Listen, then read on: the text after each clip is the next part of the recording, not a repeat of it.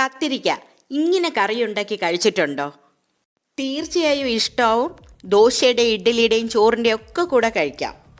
1 spoon മാത്രം വെളിച്ചെണ്ണ ചൂടാക്കാം.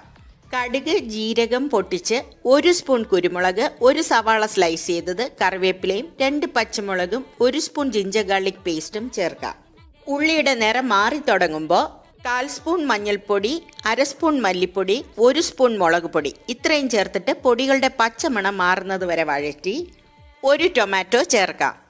ടൊമാറ്റോയും സവാളയും കുഴഞ്ഞു വരുമ്പോൾ 1 നെല്ലിക്ക വലിപ്പം പുളിവെള്ളം, ഉപ്പ്, 1 കപ്പ് വെള്ളവും കൂടെ ചേർത്ത് തിളപ്പിക്കാം. ഇനി കത്തിരിക്ക ചേർക്കാം.